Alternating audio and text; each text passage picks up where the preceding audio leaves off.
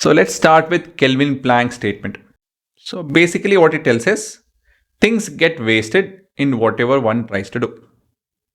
In the most simplest manner, this is how I'll put it.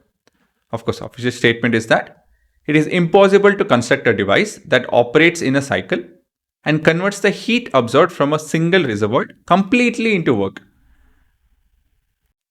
So basically, we can't have 100% efficiency. Some heat has to be rejected to cold sink, and this statement applies to your heat engines. Okay, so let me explain it this way before I show you guys this. See, what we have seen is, as per the first law allows the following. What does it do? If you have an engine, right, and this is where the work is done. So if I give it some energy, all of it can be converted to work. So first law allows this. So W is equal to QH. But what second law tells is, no, this is not possible. Second law tells, well, this is wrong, and that this engine has to be modified. So only then it will work. So what is this modification? Yes, you send in some energy. Yes, you can expect some work, but you need to account for this as well. This needs to happen. Energy coming in to the system has to exit to the cold sink as well. This is your cold sink. That is a cooler region. This is a hot sink. And some work is done. Right?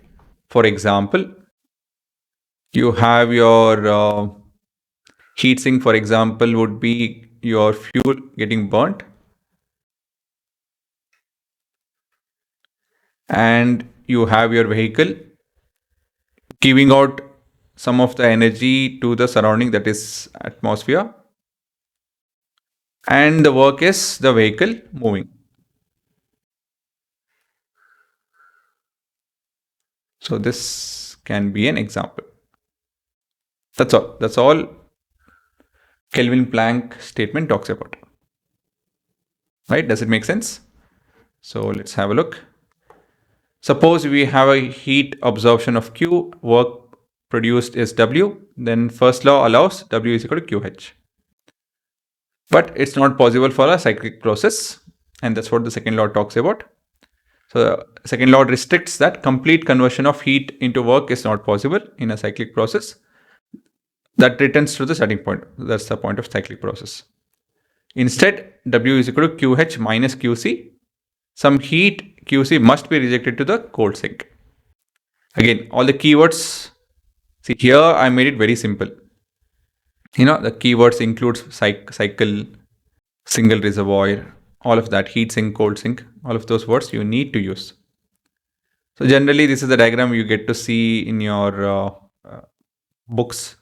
So you have hot reservoir, cold reservoir, heat flows from hot region to cooler region. In between, you keep an engine and get work done. So that's the basic idea. And finally, you have implication. So this we already seen. What is PMM? That we'll discuss. At least 2 reservoirs are required. Real engine are always less than 100% efficient. Right? So that's the basic idea of your Kelvin-Planck statement.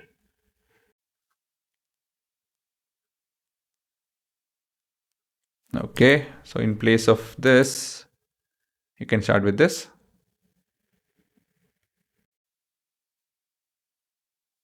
And then you guys can write this.